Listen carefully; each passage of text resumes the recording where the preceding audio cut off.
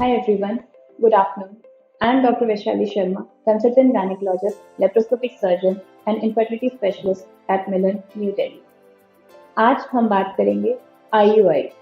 तो IUI को जब भी हम IVF से कंपेयर करते हैं, major differences are IUI is 1/10 the cost of IVF. It is less invasive, come painful है, नेचुरल प्रेगनेंसी के ज़्यादा क्लोज है और जितनी भी माइल्ड रीजंस हैं जो कि इनफर्टिलिटी के कॉजेज होते हैं, जैसे माइल्ड एंडोमेट्रियोसिस, अनएक्सप्लेन्ड इनफर्टिलिटी या माइल्ड डिरेंजमेंट इन सीमेन पैरामीटर्स, स्पर्म काउंट थोड़े से कम है, मोटिलिटी थोड़ी सी कम है या मॉर्फोलॉजी बॉर्डर लाइन है, ऐसी कंडीशन में IUI बहुत ही सक्सेसफुल है।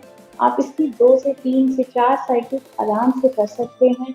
इसके लिए आपको बहुत मेजर कोई प्रोसीजर करने की ज़रूरत नहीं होती है। इसमें कोई एनेस्थीसिया देने की ज़रूरत नहीं पड़ती हमें, क्योंकि ये बिल्कुल ही पेनलेस प्रोसीजर है। इसके बाद अगर हम बात करें कि आपको कितनी बार क्लिनिक आना पड़ता है, तो आपको अल्ट्रासाउंड कराने की ज़रूरत कई बार पड़ती है, क्योंकि हम एग का ग्रोथ मॉनिटर करते हैं, जिसे फॉलिकुलर मॉनिटरिंग बोलते हैं। उसमें हम आपको आपकी साइकिल के 9th डे या 11th डे पे 1-2 बार बुलाते हैं।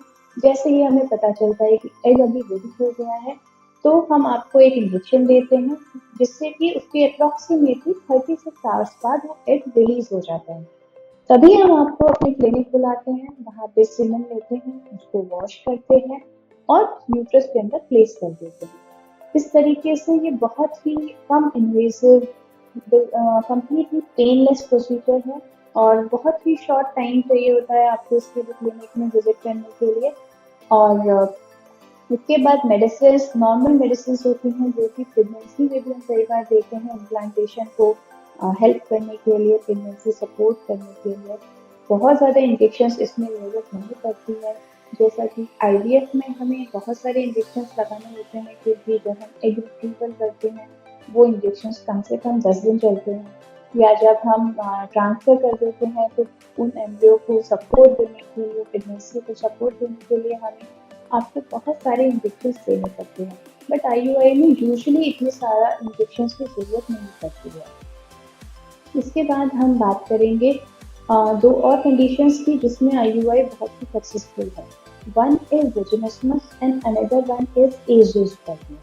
ये 2 ऐसी कंडीशन है जिसमें फीमेल में प्रॉब्लम होती है कि वो एक नॉर्मल इंटरकोर्स रिलेशन नहीं बना पाते हैं, और दूसरी कंडीशन है एज़ोस्पर्मिया, जिसमें कि मेल्स में स्पर्म काउंट 0 होता है।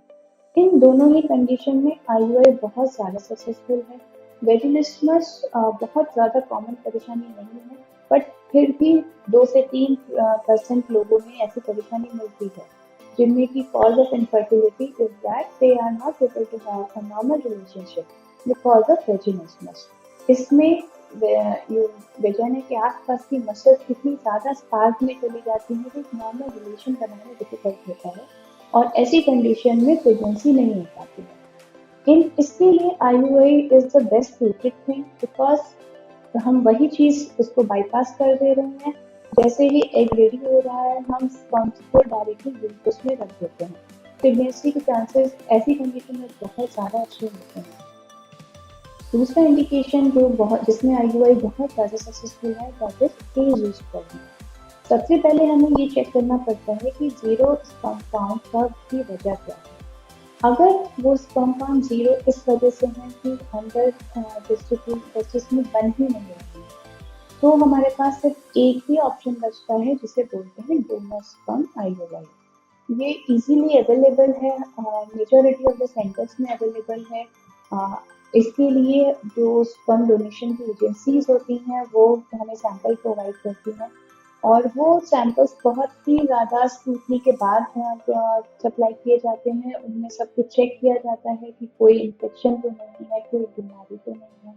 जेनेटिकली वो उनको मैच किया जाता है कि उनकी हाइट, उनका complexion, age, everything is seen, उनको कोई एडिक्शन तो नहीं है। ऐसी सब चीज़ों को देखने के बाद में ही कोई सैंपल फाइनलाइज होकर के लैब तक आता है for a donor semen IUI। It is very beneficial and it is really very inexpensive अगर हम उसे IVF से कंपेयर करते हैं। So if you have any other queries, you can definitely leave it in the comment section, or you can connect to us on our website. You can have an online consultation also with us anytime. You can search on the million.com, or you can search on the vaishalisharma.com. We are always available to help you and sort out your queries. Thank you.